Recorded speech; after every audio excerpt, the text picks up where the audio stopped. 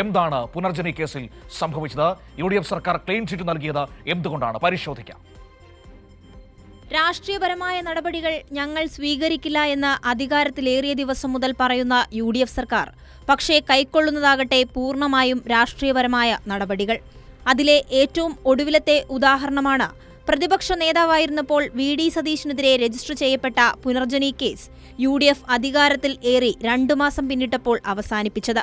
മുഖ്യമന്ത്രിക്കെതിരെ കേസിൽ ഒരു തെളിവുകളുമില്ലെന്ന വിജിലൻസ് ഡയറക്ടറുടെ റിപ്പോർട്ടിന്റെ അടിസ്ഥാനത്തിലാണ് നടപടിയെന്നാണ് ആഭ്യന്തരമന്ത്രി രമേശ് ചെന്നിത്തലയുടെ വിശദീകരണം. മുഖ്യമന്ത്രി VD സതീശനെതിരെ പുനർജനിയുമായി ബന്ധപ്പെട്ട് കഴിഞ്ഞ സർക്കാർ എടുത്ത കേസ് അവസാനിപ്പിക്കാൻ ആഭ്യന്തര വിജിലൻസ് വകുപ്പ് തീരുമാനിച്ചിരിക്കുകയാണ്.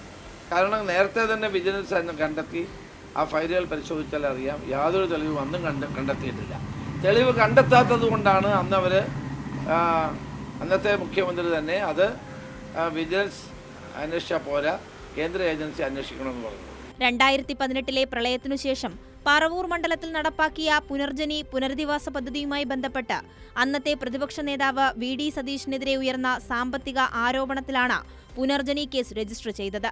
വിദേശ ഫണ്ട് ശേഖരണത്തിൽ ക്രമക്കേട് നടന്നു എന്നാരോപിച്ച് വിജിലൻസ് നടത്തിയ അന്വേഷണത്തിൽ മണപ്പാട്ട് ഫൗണ്ടേഷനും CIOയ്ക്കുമെതിരെ CBI അന്വേഷണത്തിന് ശുപാർശയും ചെയ്തിരുന്നു. വിദേശത്തെ ഫണ്ട് ശേഖരണവുമായി ബന്ധപ്പെട്ട് VD സതീശനെതിരായ തെളിവുകളും അന്ന് പുറത്തുവന്നിരുന്നു.